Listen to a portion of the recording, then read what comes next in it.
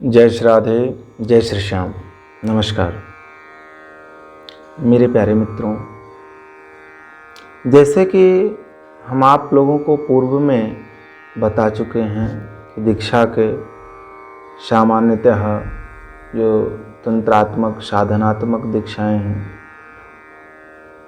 उनके 3 भेद हैं, शांभवी, शाक्ति और मांत्रिक, जिसको आणविक भी कहते हैं। 2 भेदों के विषय में सूक्ष्म रूप से आपको पूर्व में ही बता दिया गया है। अब हम आणवी जो दीक्षा है उनके 10 भेद हैं, उनको हम सूक्ष्म रूप में जानेंगे। उसका जो प्रथम भेद है वह है स्मार्ति। स्मार्ति दीक्षा में क्या होता है?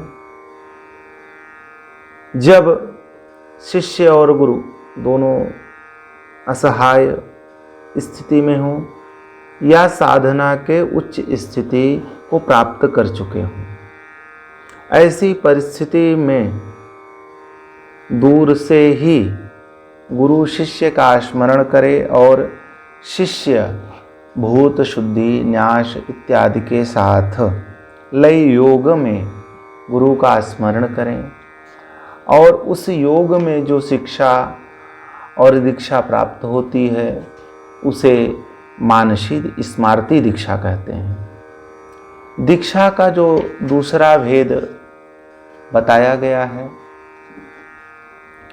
आणवी दीक्षा का, वह है मानसी दीक्षा। ये भी स्मार्ति दीक्षा के ही समान है। भेद केवल इतना है कि स्मार्ति दीक्षा में गुरु शिष्य पास नहीं रहते, किंतु मानसी में दोनों की उपस्थिति आवश्यक है। दीक्षा का जो अगला स्वरूप है वह आणवी की तीसरी दीक्षा है योगी। योगी दीक्षा में गुरु शिष्य योग की रीति से गुरु शिष्य के शरीर में प्रवेश कर उसकी आत्मा को पवित्र कर पुनः अपनी और उसकी आत्मा को एक कर उसके अंदर ज्ञान का उद्भव करते हैं। इसे योगी दीक्षा कहते हैं। यह योगियों के बीच में प्राचीन समय से प्रचलित रही है। अगली जो दीक्षा का प्रकार है वह चक्षुषी दीक्षा है। जैसे कि शब्द से ही आशय स्पष्ट होता है, इस दीक्षा में गुरु कल्पना करता है कि मैं ही परम शिव हूँ। ऐसा निश्चय करके वह अपनी दृष्टि द्वारा तपोबल से शिष्य के सारे पापों को भस्म कर शिष्य के अंदर शिवत्व का उदय करता है, जिससे शिष्य निर्विकार होकर के सर्वशक्ति संपन्न बनता है। अगली जो दीक्षा का प्रकार है वह है स्पर्शिकी। यह दीक्षा का जो इसका विधान है, इसमें गुरु पहले अपने दाहिने हाथ पर सुगंध द्रव्य द्वारा मंडल का निर्माण कर उस पर शिव का पूजन कर न्यास कर उसे शिवहस्त बना देता है और फिर कल्पना करता है कि मैं ही परम शिव हूँ। यह निश्चय करके गुरु स्थिर भाव से हस्त द्वारा शिष्य के मस्तक का स्पर्श करता है।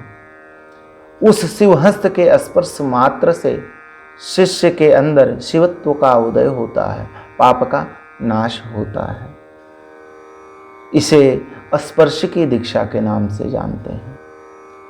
6ठे नंबर की जो दीक्षा है आणवी दीक्षा में, वह है वाचिकी दीक्षा।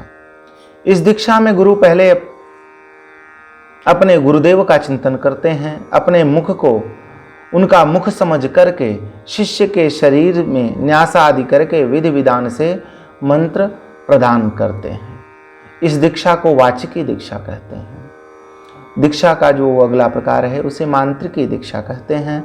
इस दीक्षा में गुरु स्वयं अंतर्न्यास बहिर्न्यास आदि करके मंत्र शरीर हो जाते हैं तथा अपने शरीर में से शिष्य के शरीर में मंत्र के संक्रमण का चिंतन करते हैं। अगली जो दीक्षा है होत्री दीक्षा और शास्त्री दीक्षा, दोनों की एक ही पद्धतियां हैं।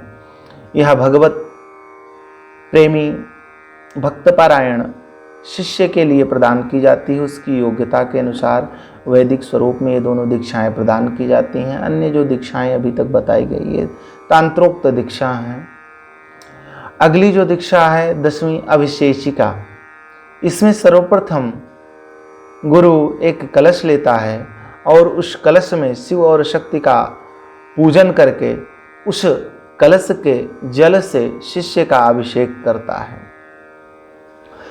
जिस अभिषेक करने से शिष्य के अंदर शिवत्व और ज्ञान का उदय होता है, पापों का क्षरण होता है, दिव्य भाव आते हैं।